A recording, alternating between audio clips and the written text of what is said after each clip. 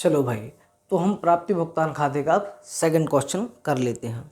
देखिए क्वेश्चन जो है वो आपको स्क्रीन पे शो हो रहा होगा, देखिए अच्छे से पढ़ लीजिए और स्क्रीनशॉट ले लीजिए। वीडियो को पॉज करके ये क्वेश्चन को लिख लीजिए। सबसे बेहतर ऑप्शन है, थोड़ा आलस आएगा कि यार इतना बड़ा क्वेश्चन कौन लिखे, आने दो कोई दिक्कत नहीं, लिख लो, लेकिन है ना बहुत अच्छा रहता है। ठीक है, चलो अब हम शुरू करते हैं। देखिए क्या लिखा हुआ है, receipt and payment account for the year ending. सबसे पहले हमें ये लिखना होता है कि किस ईयर के एंड का है, ठीक है ना। तो पढ़ते हैं क्वेश्चन।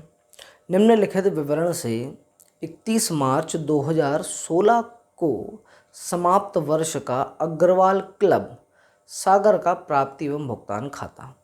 यहाँ पर कौन है, अग्रवाल क्लब है ये एक, ठीक है।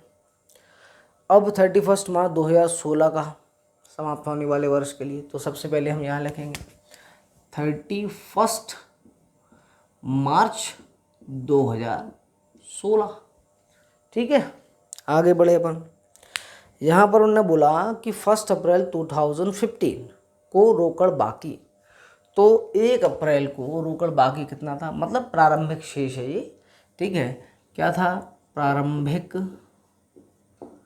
शेष काय का, रोकड़ का कितना है, 11,500 रुपये, 11,500 रुपये। आगे बढ़े अपन, चंदा प्राप्त, चंदे के बारे में लिखना है अपन को, तो अपन सबसे पहले लिख लो चंदा। चंदा प्राप्त गत वर्ष का 1,500 रुपये। गत वर्ष क्या था भाई हमारा, गत वर्ष था हमारा 2014 और 15, ठीक है। कितना है इसका, 1,500 रुपये। मतलब ये है कि गत वर्ष जो गुजर गया वर्ष, उसमें हमें 1,500 रुपये मिलने थे, जो कि इस ईयर में आके मिले, ठीक है। इसलिए हमने इस ईयर में इसको लिख दिया कि भले ही ये 14-15 का है, लेकिन मिला कब है, इस ईयर में मिला है अपन को, ठीक है। क्योंकि हमें केवल पैसा मिलने से मतलब होता है, जब पैसा मिलता है तभी उसको रिकॉर्ड करते हैं। फिर उन्होंने बोला आगामी वर्ष का कितना है, 6,000 रुपये। मतलब कि आने वाला वर्ष कौन सा है, 2016 और 17। मतलब कि आने वाले वर्ष में हमें जो चंदा मिलने वाला है वो एडवांस मिल गया अभी, तो अभी मिला तो अभी लिखेंगे कितना, 6,000 रुपीज़। और चालू वर्ष का कितना है, चालू वर्ष हमारा क्या है, 2015 और 16। ये क्यों आ रहे हैं ऐसे, क्योंकि अप्रैल से स्टार्ट हो रहा है वर्ष और मार्च पे ख़त्म हो रहा है, तो ईयर बदल जाता है अप्रैल से मार्च के बीच में, इसलिए। तो 2014-15 का कितना, 1,500 रुपये मिला है। 16-17 का जो आने वाला है उसका भी हमें मिला है 6,000 रुपये। और चालू वर्ष का कितना है, 59,000 रुपीज़ मिला। लिख दिया, इसको टोटल करके हम बाहर ज़रूर लिखेंगे। कितने हो गए ये, 5,000 + 6,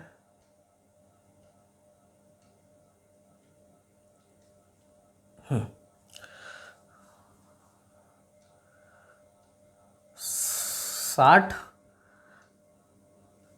59,000 + 6,000, तो ये हो गया 65,000, 66,500 रुपीज़, ठीक है भाई। आगे देखें अपन, फिर ने बोला दान। देखिए दान में नहीं लिखा है कि प्राप्त हुआ कि मिला, तो एनपीओज में नॉर्मली क्या होता है, ये लोग तो बेचारे समाज सेवा कर रहे हैं ना, एनपीओ वाले, गैर लाभकारी संगठन वाले, तो नॉर्मली इनको दान मिलेगा ही।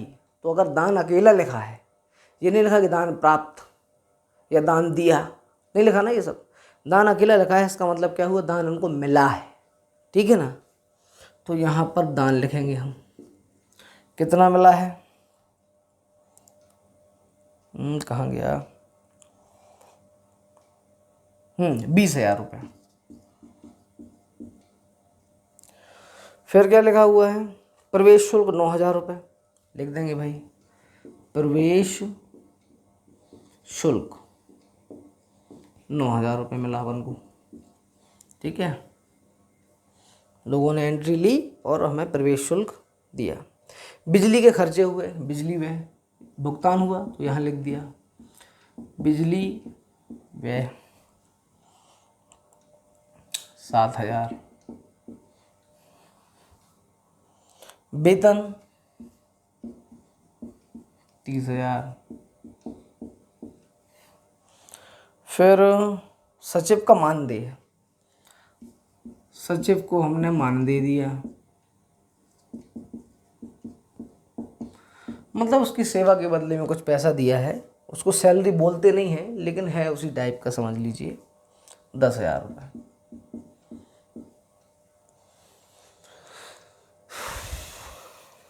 खुदरा व्यय, खुदरा व्यय मतलब छोटे मोटे कुछ ऐसे खर्चे हुए हैं जिनका नाम अलग अलग नहीं बता सकते अपन, तो उनको हम खुदरा व्यय, मिसलिनियस एक्सपेंसेस बोलते हैं इनको, ठीक है, 4,800 रुपये। फिर क्लब के भवन का किराया 3,000, आगे पढ़ें, उपार्जित है, मतलब कि क्लब जो है उसका जो भवन है वो हमने किसी और को किराए पर दिया, उससे पैसा मिलना भी बाकी है, मतलब उसने रह लिया महीने भर, ठीक है, अभी तक लेकिन उससे पैसा आया नहीं अपने पास, मतलब हमने कमा लिया लेकिन हमें मिला नहीं। तो हमें ये चीज़ें यहाँ लिखना ही नहीं है कि हमने कमा लिया कि नहीं कमाया, कि देना बाकी है कि मिलना बाकी है। हमें जब मिलेगा तो लिखेंगे, जब नहीं मिलेगा तो नहीं लिखेंगे। तो ये जो भवन का किराया है ये यहाँ पे नहीं लिखा जाएगा क्योंकि अभी तक मिला नहीं, जब मिलेगा तो लिख देंगे, ठीक है ना। प्राप्ति भुगतान खाते में ये एंट्री नहीं होगी कि भवन का किराया उपार्जित है, ठीक है। आगे बढ़े अपन, लेखन सामग्री के 500 अदद हैं। लेखन सामग्री मतलब पेन कॉपी रजिस्टर वगैरह ये हमने खरीद लिया होगा, उसके पैसे देना बाकी है। क्या ये यहाँ पे आएगा? नहीं आएगा, क्योंकि जो चीज़ बाकी रह जाती हैं वो यहाँ पे नहीं लिखते अपन।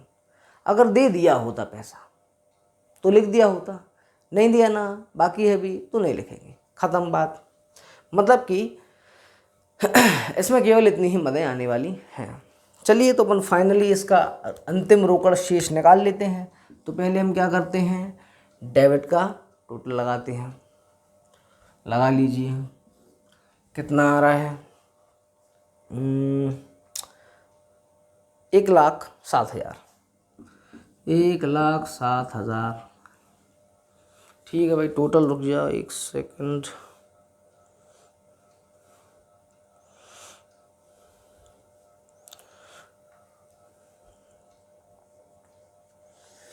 $11,500, ठीक है, प्लस 66,500 प्लस 20,000 प्लस 9,000, कितना हो गया, 1,07,000 हो गया। चलिए तो अब क्रेडिट का टोटल लगा दीजिए, 40 प्लस 10 30 प्लस 10 40 हो गया, 40 7 47 हो गया, 47 4 51,800। तो यहाँ लिख देंगे 51,800, माइनस कर दीजिए, ये डेबिट का है ये क्रेडिट का है। फिर ये कितना बचा 2, ये 6 में से बन गया 5, फिर 10 में से 5 के 5, 55,200। तो ये कौन सा बैलेंस बचा हुआ है अब, डेबिट बैलेंस। डेबिट बैलेंस को हम कहाँ लिखते हैं, इधर। तो हमने लिखा 55,200, अंतिम शेष, ठीक है, काहे का है, रोकड़ का है, 55,200। क्वेश्चन सॉल्व, ठीक है। अब हम 2 क्वेश्चन और करने वाले हैं, चलिए देखते हैं आगे। चलिए भाई, तो अपन नेक्स्ट क्वेश्चन पे आते हैं, क्वेश्चन नंबर 3, ठीक है, रिसिप्ट एंड पेमेंट का ही है, लेकिन थोड़ा और इसमें अलग टाइप की मदें हैं, अलग ऑर्गेनाइजेशन होगा, है ना, तो अपन को समझना ये ज़रूरी है। तो क्वेश्चन आप देखिए स्क्रीन पर, है ना। फिर से वही कहना है कि क्वेश्चन का स्क्रीनशॉट ले लीजिए, या फिर सबसे अच्छा होगा वीडियो पॉज कीजिए, क्वेश्चन को लिखिए और उसके बाद फिर अपन सॉल्व करेंगे इसको, मतलब चालू कर लेना वीडियो, ठीक है। हुआ क्या, शुरू करते हैं अपन।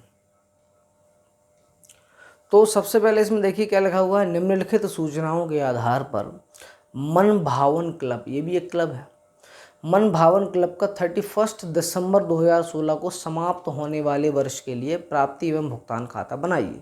तो इनने हमें बता दिया कि साल कब ख़त्म हो रहा है इनका? 31 दिसंबर 2016। तो हम यहाँ लिख देंगे 31 दिसंबर 2016, इस तरीके से। ठीक है, चलो आगे बढ़े अपन। फिर हम क्या लिखते हैं? प्रारंभिक शेष। तो यहाँ पे क्या दिया हुआ है? 1 जनवरी 2016 को बैंक में शेष 5,000 रुपये था। यहाँ पर बैंक का शेष ना कि रोकड़ का। तो यहाँ हम लिखेंगे प्रारंभिक शेष। ठीक है, काय का? रोकड़ बैंक में।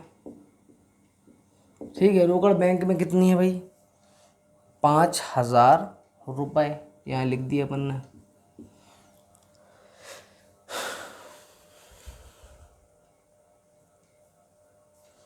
फिर सदस्यता शुल्क के बारे में लिखा हुआ है। देखिए क्या लिखा है?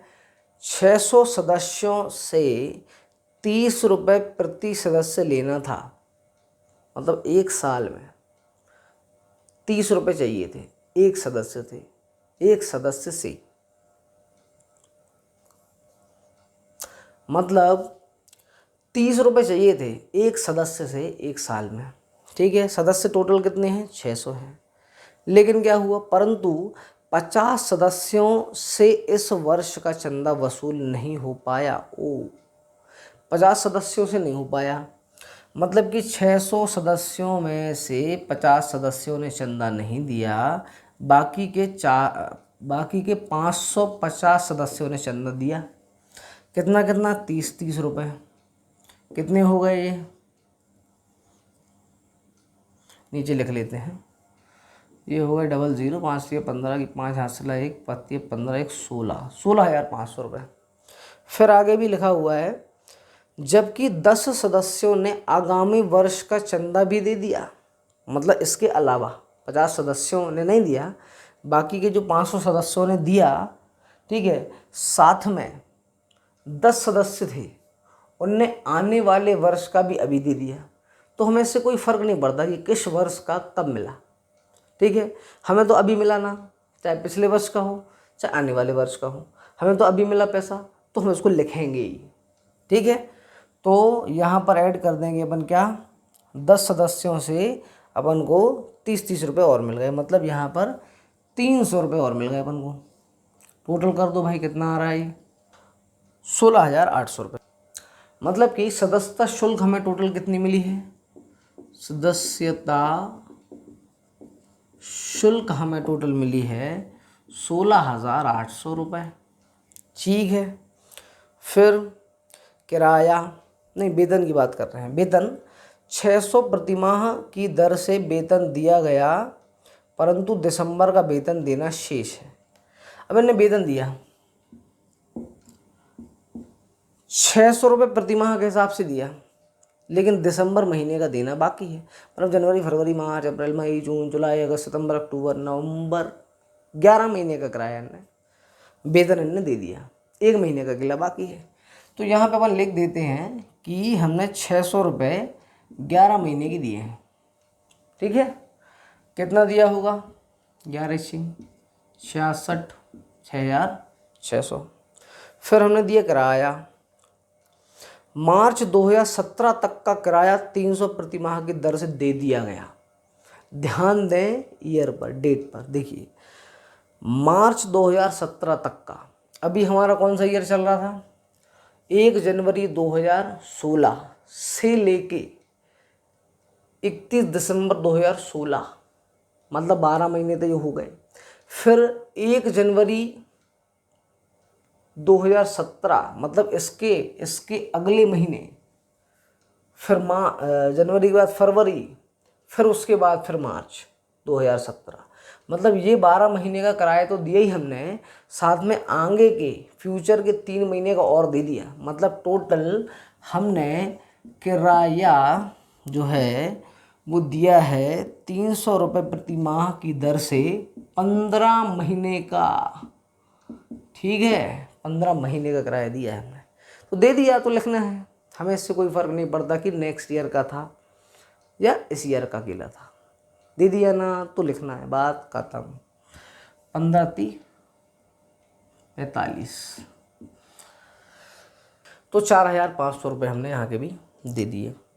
फिर फर्नीचर की बात करें, दिसंबर 2016 में फर्नीचर हेतु 2,000 रुपये अग्रिम दिए, मतलब इसी दिसंबर में हमने एडवांस में 2,000 रुपये दे दिए फर्नीचर वाले को, लेकिन वर्ष के अंत तक केवल 500 रुपये का फर्नीचर बनकर आया।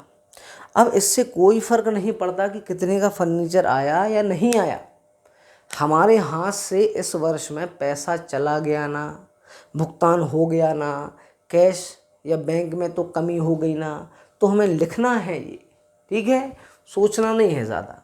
हमारे हाथ से फर्नीचर के लिए कितना पैसा गया, 2,000 रुपये। अब चाहे फर्नीचर तुम 500 का भेज दो, चाहे तुम 1,000 का भेज दो, चाहे बिल्कुल ना भेजो या पूरा भेज दो, हमें इससे कोई फ़र्क नहीं पड़ता।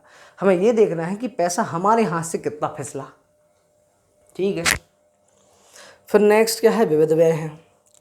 2,000 के किए जिनमें से 300 देना बाकी। देखो भाई, विविध व्यय जो हैं हमने कितने के किए, 2,000 रुपये के किए, मतलब हमने बाहर जाके खर्चे कर दिए, बहुत सारे खर्चे थे और वो टोटल कितने के, 2,000 रुपये के थे।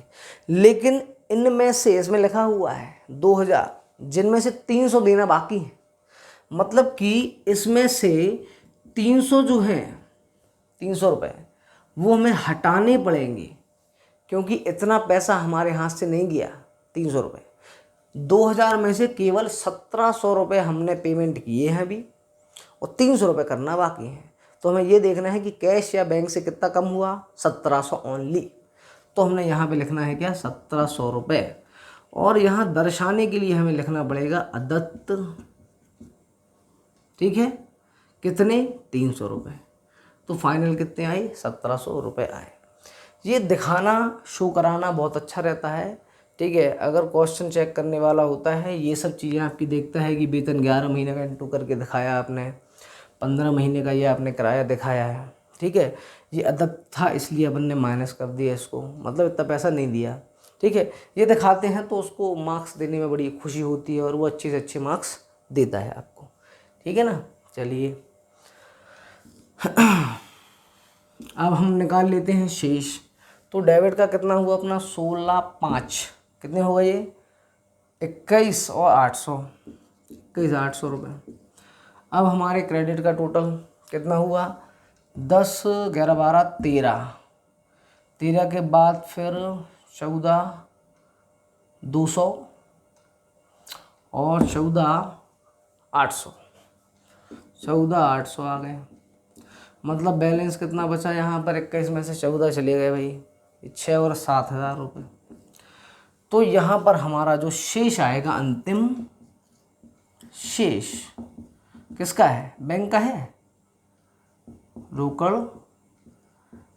बैंक में कितनी आएगी, 7,000 रुपये।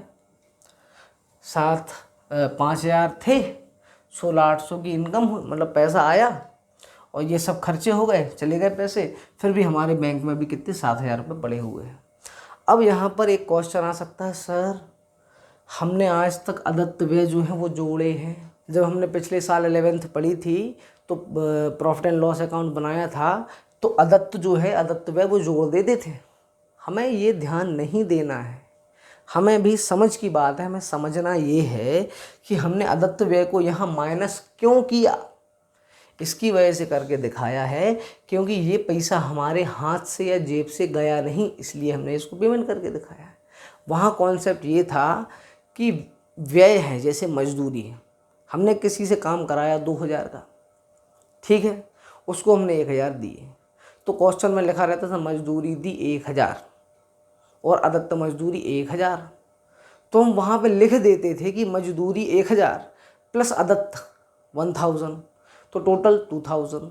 मतलब हम ये बताना चाहते थे वहाँ पर कि टोटल जो मजदूरी है, टोटल जो खर्चा है वो हमारा 2,000 है, भले ही उसमें से केवल 1,000 पेमेंट किए हैं हमने और 1,000 देना बाकी है, लेकिन खर्चा कितना हुआ, 2,000। इसकी वजह से वहाँ पर अदत्त व्यय जुड़ जाते थे, लेकिन यहाँ माइनस क्यों हो रहे हैं, क्योंकि ये पैसा हमने अभी तक चुकाया नहीं, और जो चुकाया नहीं, जो जेब से नहीं गया, वो हम पेमेंट साइड, प्राप्ति भुगतान खाते में पेमेंट साइड नहीं लिखते, हटा देते हैं, इसलिए इसको हमने क्या कर दिया, हटा दिया।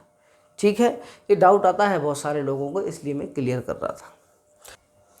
चलिए भाई आ जाइए, फोर्थ क्वेश्चन पे चलते हैं हम।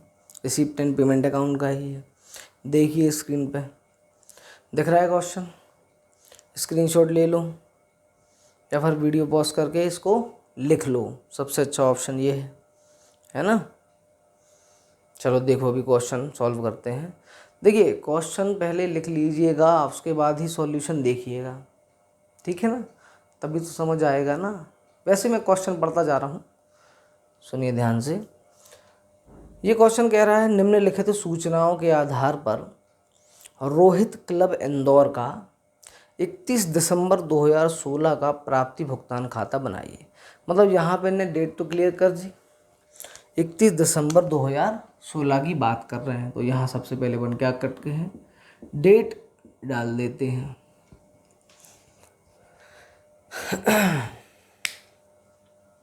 अब हमें लिखना है क्या, प्रारंभिक शेष। तो 1 जनवरी 2016 को रोकड़ शेष कितना है इनका, 6000 रुपये। तो हमने लिखा प्रारंभिक शेष, ठीक है, काहे का, रोकड़ का, कितना है, 6000 रुपये। फिर आ गया है अपन सदस्यता शुल्क की बात कर रहे हैं, देखिए ध्यान से, 5 रुपये प्रति सदस्य सदस्यता शुल्क 9000 सदस्यों से प्राप्त होना था। मतलब सदस्य टोटल कितने हैं, 9000, 5-5 रुपये अपन क्या करते हैं, प्रवेश सदस्यता शुल्क लेते हैं। परंतु 500 सदस्यों ने इस वर्ष का शुल्क अभी तक नहीं दिया है, अभी तक नहीं दिया, दे देंगे बाद में, अभी तो नहीं मिला ना, नहीं। और 100 सदस्य ऐसे हैं जिनने सन 2017 के लिए भी चंदा दे दिया, मतलब आने वाली ईयर का चंदा एडवांस में दे दिया। तो टोटल हमें पैसा कितना मिला, देखो 6000 सदस्यों में से, 9000 सदस्यों में से हमें 500 सदस्यों ने चंदा नहीं दिया, मतलब 8500 लोगों ने 5-5 रुपये दे दिए। ठीक है, कितना पैसा हो गया हमारे पास, 25 की 5, 5 2, 8 पंचे 40, 41 42, 42,500 रुपये हो गए। फिर 100 सदस्यों ने आने वाले वर्ष का भी चंदा भी दिया, मतलब 500 रुपये और मिल गए अपन को, 100 × 5 है ना। तो हमारे पास हो गए टोटल 43,000 रुपीज़। ये हमें टोटल सदस्यता शुल्क मिली है। तो यहाँ लिखेंगे सदस्यता शुल्क जो हमें टोटल मिल गई है वो कितनी है, 43,000, 43,000, ठीक है ना। फिर आगे बढ़े अपन, वेतन 1000 प्रति माह का वेतन दे दिया गया, पर दिसंबर 2016 का अभी तक नहीं दिया। तो पिछले क्वेश्चन जैसा है कि हमने 11 महीने का किराया दिया है, वेतन दिया है, और 12वां महीना जो दिसंबर का है उसका हमने वेतन अभी तक नहीं दिया है। तो हमने यहाँ लिखा वेतन 1000 रुपये प्रति माह × 11, तो 11,000 रुपये ये हो गए भाई। फिर आया किराया, मार्च 2017 तक का किराया 1200 रुपये प्रति माह चुका दिया गया। तो ये सेम टू सेम पिछले क्वेश्चन जैसे ही है, अमाउंट बस चेंज लग रहे हैं, है ना, कि हमने मार्च 2017 तक का चुका दिया। 1 जनवरी 2016 से 31 दिसंबर 2016 में 12 महीने कंप्लीट हो गए। फिर से जनवरी आएगा, लेकिन 2017, फिर फरवरी 17, मार्च 17, मतलब ये 12 महीने प्लस आगे आने वाले 3 महीने और का किराया हमने दे दिया। तो यहाँ लिख देंगे भाई किराया कितना, 1200 रुपये प्रति माह की दर से कितने महीने का, 15 मंथ का। तो 15 × 12 कर लो भाई, 180 आए, मतलब 18,000 रुपये हमने टोटल किराया भर दिया। ठीक है भाई। फिर आगे देखें अपन फर्नीचर, दिसंबर 2016 में फर्नीचर हेतु 8,000 का अग्रिम दिया गया था, परंतु साल के अंत तक 2,000 का ही फर्नीचर प्राप्त हुआ। तो ये भी वैसा ही है, 8,000 हमने दे दिए, फर्नीचर कितने का मिला, केवल और केवल 2,000 का। लेकिन हमें इससे फ़र्क नहीं पड़ता कि फर्नीचर अभी मिला या बाद में मिलेगा या कम मिला या पूरा मिला। हमें इससे मतलब है हमारे यहाँ हाथ से कैश कितना चला गया, अभी 8,000 चले गए। तो 8,000 हमें भुगतान की साइड में लिख देने हैं कि भाई हमारा जो फर्नीचर का जो खर्चा था वो कितना चला गया, 8,000 रुपये चला गया। बाकी हम आगे देखेंगे, अभी आय व्यय खाता भी बनाना है, बैलेंस शीट भी बनानी है ना। विविध व्यय लिख लो पहले भाई, व्यय 3,000 के विविध व्यय किए गए, उनमें से 500 भी देना बाकी है। मतलब खर्चे कर दिए 3,000, इसी में से 500 देना बाकी। समझ जाओ, 3,000 रुपये का खर्चा है, लेकिन हमारे जेब से गए हैं अभी कितने, 2,500 रुपये। क्यों? क्योंकि ये 500 भी अदत्त हैं, इस वजह से खर्चा हुआ 3,000 का, लेकिन जेब से गए हैं कितने, 2,500 रुपये। क्यों? क्योंकि 500 अदत्त हैं, अभी देना बाकी है। फिर क्या है, विनियोग 6,000 के सरकारी ऋण पत्र खरीदे, हमने इन्वेस्टमेंट किया, सरकार के कोई ऋण पत्र थे वो हमने खरीद लिए, क्योंकि उस पर हमें ब्याज मिलेगा इसलिए। तो अभी तो हमारे यहाँ से पैसा गया ना, ठीक है, तो इसको भी भुगतान की तरफ लिखेंगे अपन। भुगतान, अरे सॉरी, भुगतान नहीं लिखना है, यहाँ लिखना है हमें विनियोग, विनियोग, ठीक है, 6,000 रुपये। फिर ऑफिस व्यय, चलो लिख दो ऑफिस व्यय, ऑफिस व्यय क्या लिखा है, 250 दे दिए गए, 100 अभी देना बाकी है। मतलब टोटल खर्चा जो है वो ऑफिस व्यय का कितना है, 250 प्लस 100, 350 रुपये। तो उन्होंने बोला है कि 250 दे दिए, 100 अभी बाकी है, तो जितने दे दिए हैं वो लिखना है केवल हमें यहाँ। तो हम ऐसा लिख सकते हैं कि ऑफिस व्यय हमारे जो हैं वो 350 हैं, जिसमें से अदत्त रह गए हैं हमारे 100 रुपये, है ना, 100 रुपये, और हमारे 250 जो है वो हमारे हाथ से चले गए हैं, ऐसा लिख सकते हैं शो कराने के लिए। तो खाते को हम क्या करेंगे, अब बैलेंस कर लेंगे। 43 प्लस 6 ये कितने हो गए, 49,000, ठीक है ना। चलिए तो अब क्रेडिट साइड का टोटल लगा लेते हैं, कितना है, 11,000, 18,000, 8,000, 2,500 प्लस 6,000 प्लस 250, तो ये आ गए 45,750। यहाँ लिखे अपन ने 45,750। 45,750, ये ऊपर आपको दिख ना रहा हो तो यहाँ लिख दें। 49,000 डेबिट का टोटल है, ठीक है, और क्रेडिट का टोटल है 45,750। माइनस कर दो, 10 में से 5 गया 5 बचा, फिर 9 में से 7 गया 2 बचा, फिर 8 में से 5 गया 3 बचा, 4 में से 4 गया 0 बचा।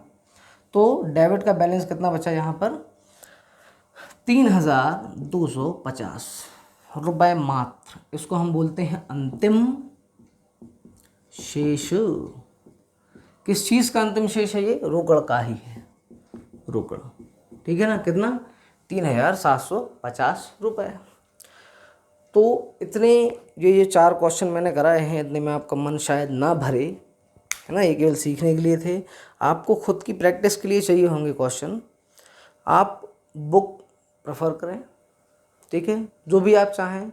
वैसे आप SK सिंह की SBPD अगर प्रेफर करते हैं तो ज़्यादा अच्छा होगा, क्योंकि उसमें डिटेल में आपको समझाई गई हैं चीज़ें, थ्योरिकल भी तरीके से डिटेल में दिया है, और क्वेश्चन भी कुछ ज़्यादा ही मात्रा में दिए गए हैं, तो आप बहुत सारे क्वेश्चन की प्रैक्टिस कर सकते हैं। शिवलाल से ज़्यादा डिटेल है बुक, याद रखें।